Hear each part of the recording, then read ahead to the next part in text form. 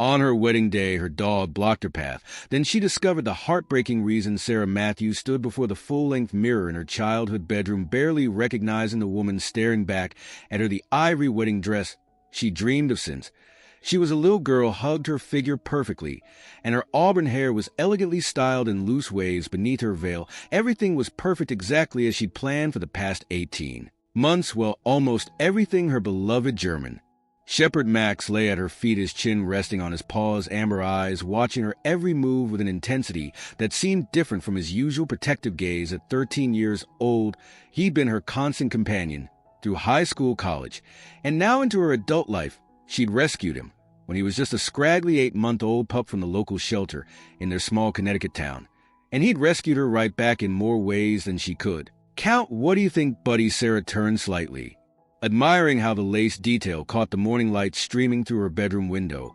"Is Michael a keeper?" At the mention of her fiancé's name, Max's ears twitched, but he remained unusually still. Typically, he'd bound his feet at any mention of Michael, whom he'd grown to love over the past 3 years. Today, though, something was off. Sarah's mother, Elizabeth, poked her head into the room. "Sweetheart, the makeup artist is here. Are you ready?" "Coming, Mom." Sarah gave herself one last look in the mirror, then reached down to scratch behind Max's ears. "Come on, boy, let's go make me a bride." Max stood slowly, his joints creaking slightly with age. Sarah felt a familiar pang in her heart.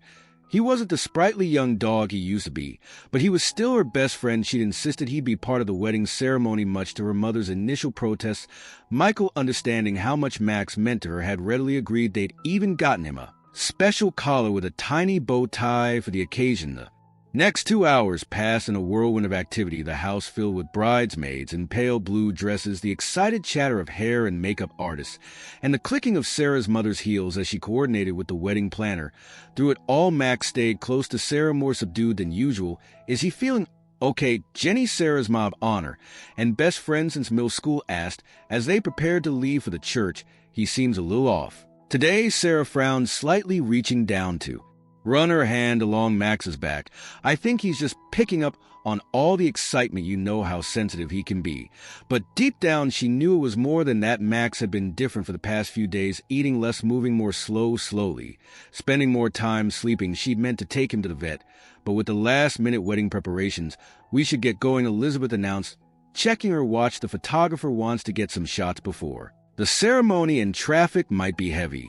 Sarah nodded, gathering her skirts. "Come on, Max." Time to go. The drive to the historic St. Patrick's Church was short, but Sarah's stomach was in knots the entire way, not from wedding jitters. She had no doubts about Michael, but from worry about Max. He'd been unusually clingy during the car ride, resting his head on her lap despite usually being well behaved in the car. They arrived at the church with an hour to spare before the ceremony. The photographer was already setting up in the church garden, taking advantage of the perfect late September weather. Golden sunlight filtered through the changing leaves, creating a magical atmosphere. That was exactly what Sarah had hoped for. "Let's get some shots of the bride alone first," the photographer suggested, positioning Sarah near a beautiful old oak tree. "Then we'll bring in the wedding party." Max, who had been sitting quietly beside Sarah's father, suddenly got to his feet before anyone could react. He walked over to Sarah and planted himself firmly in front of her, blocking the photographer's view. "Max, move aside, buddy," Sarah said gently, trying to guide him away. But Max wouldn't budge. He wasn't growling or showing any signs of aggression. He simply stood there, his body pressed against her legs, looking up at her with those soulful eyes. "Max, come here, boy," Sarah's father called, patting his leg. "Nothing. Maybe he needs to go for a walk," Jenny suggested, reaching for his leash. But when Jenny approached, Max only pressed closer to Sarah, nearly causing her to lose her balance. "Max, what's wrong?" Sarah knelt down, weeding dress and all, to look into his eyes. That's when she noticed something she hadn't before. His breathing was slightly labored, and there was a tremor in his legs that hadn't been there earlier. "Sarah, we need to get these photos done," her mother said, a note of frustration creeping into her voice. "The guests will be arriving soon." But Sarah barely heard her. She was focused entirely on Max, who had now laid his head on her shoulder, something he did when he wasn't feeling well and needed comfort. His body was warm, too warm against her. "Something's wrong," Sarah said, her voice cracking. "Hugh's not okay." Jenny knelt beside them, placing a gentle hand on Max's side. "His heart is racing." Sarah's father stepped closer, concern etched on his face. "Should we call the vet?" But the wedding Elizabeth began then fell silent at the look on her daughter's face. Sarah was already pulling out her phone, dialing. Dr. Peterson, who had been Max's vet since she'd first adopted him, her hand shook as she pressed the phone to her ear. Dr. Peterson's emergency line. "This is Kate speaking. Kate, it's Sarah Matthews. Something's wrong with Max. He's having trouble breathing, his heart is racing, and he's acting very strange. Please, I need help." There was a pause on the other end. "Sir, Sarah, aren't you getting married today?" "Yes." But Sarah's voice caught. "Please bring him in right away. Dr. Peterson is here doing paperwork. He'll see Max." Immediately, Sarah looked up at the small crowd. Gathered around her, her parents, Jenny, the photographer, the wedding planner, who was now speaking urgently into her headset. Finally, her eyes met her father's. "Dad, go," he said firmly. "I'll call Michael and explain Jenny can drive you." But Sarah Matthews, her father, said, using the tone that had always meant business. "When she was growing up, that dog has been by your side through everything, through your first heartbreak, through college finals, through your grandmother's passing. He was there when you met, Michael, and he's been there every step of the way. You don't abandon family when they need you." Tears welled in Sarah's eyes as she hugged her father. "Mother, thank you." Everything moved quickly after that. Jenny helped Sarah gather her skirts and led her to her car, while Max followed slowly, still pressing against Sarah's legs. Whenever possible, Sarah's mother, after a moment's hesitation, jumped into action, announcing she would handle the guests and asking the wedding planner to contact the reception venue. The drive to the veterinary clinic was tense. Sarah sat in the back with Max's head in her lap, her wedding dress spread around them like a cloud. She kept one hand on his chest, monitoring his breathing, while the other stroked his graying muzzle. "Remember when you first got him?" Jenny asked, clearly trying to distract her. "He was such a handful." Despite her worries, Sarah smiled slightly. "He ate my favorite shoes the first week and my mom's garden gloves and that awful hat my aunt gave me for Christmas, the one with the plastic fruits on it. He did you a favor there." They arrived at the clinic in record time. Dr. Peterson was. Examinations seemed to take forever. Sarah paced the small room, her dress rustling with each turn, while Jenny sat quietly in a chair, occasionally checking her phone and updating the others. Finally, Dr. Peterson returned, his face grave. "Sarah, please sit down." Those words, the ones no pet owner ever wants to hear, made her knees weak. Jenny was immediately at her side, helping her to a chair. "Max has developed a cardiac condition, Dr. Peterson explained gently. "From the tests we've just run, it appears he's in the early stages of heart failure. The stress and excitement of today likely exacerbated his symptoms." Sarah felt as though all the air had been sucked from the room. But he was fine just a few days ago. These conditions can progress rapidly, especially in older dogs. The fact that he's 13, well, he's already exceeded the average lifespan for his breed. He's been trying to tell you something was wrong the only way he knew how, by not leaving my side. Sarah whispered, understanding dawning by blocking me from walking away. Dr. Peterson nodded. "Dogs are incredibly intuitive. He knew he needed help, and you're the one he trusts most in the world. What can we do?" "We can start him on medication.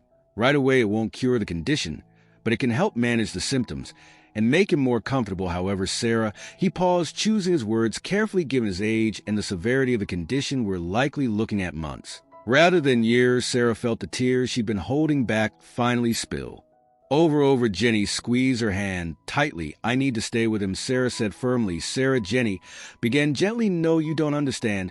When I adopted Max, I made him a promise. I promised him he would never be alone when he needed me. I promised to always be there for him, just like he's always been there for me." She looked down at her wedding dress, then back at Dr. Peterson. "Can you start the treatment now?" The next hour was a blur of activity. Dr. Peterson administered the first round of medication while explaining the treatment plan in detail.